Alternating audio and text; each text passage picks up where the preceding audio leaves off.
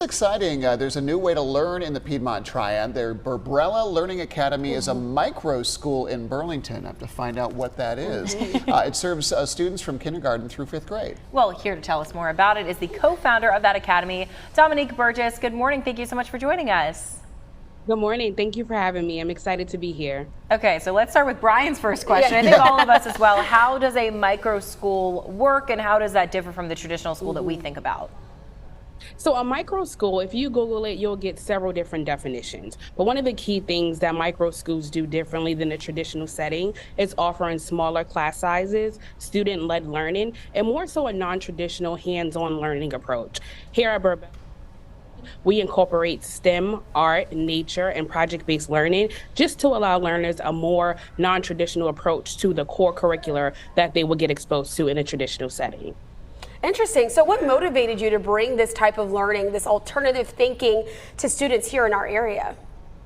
So during COVID, I had the pleasure of working for Durham Public Schools. And one of the things that I noticed was that there was a lot of inconsistencies with the opportunities provided for students who are autistic, neurodivergent, or the gifted and talented students. So it allowed me to think about just kind of those patterns that I noticed.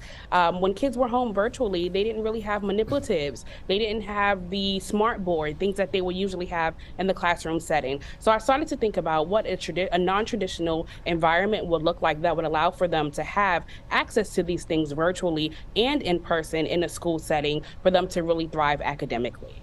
Okay. Dominique, you just mentioned a couple of different student groups. Students are motivated by different types of learning, and every kid is different. So do you have an ideal type of student in mind that would really benefit from this experience?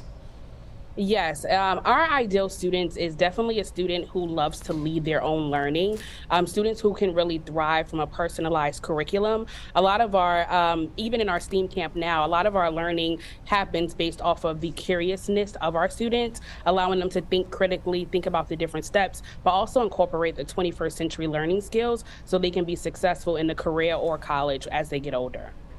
You were saying that these are really small class sizes. I'm curious how small these are looking, and I know you're recruiting for the fall, right, for the start of the official school year, because you started kind of in the middle of the end of this past school year. So what should families know about the program for the fall, and what about these class sizes?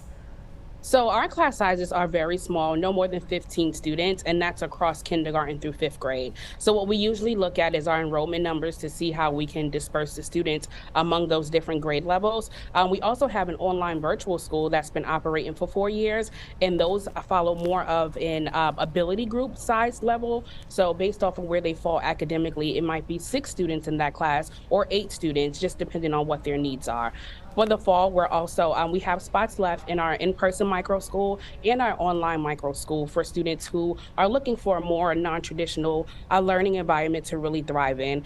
And I just want to add in that we have our STEAM camp going right now, which has done wonderfully. You guys will see that in some of our pictures. Our second session starts July 17th, and we're looking for parents who are really excited about STEM and art and looking for their students to get exposed to field trips and hands-on learning during the summer.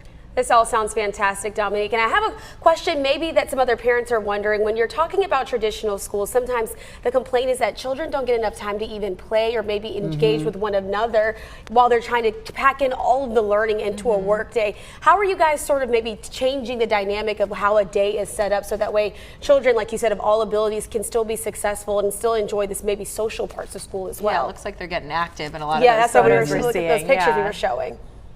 Yes, so our environment within itself, allows for our students to engage with one another throughout the entire day. Play-based learning, a little of a Montessori aspect of it is incorporated into our curriculum. We actually have a playground inside of our school, and that playground is a 21st century playground where we're using things like STEM-based Legos to practice words and letter sounds. We also integrate a lot of games just for our students to really get more skills with working with their peers and being excited about learning. I think what makes it exciting for students more so is that they get to be hands-on. They get to ask questions. They also get to answer questions. And it excites us as teachers to really see them taking advantage of their own learning.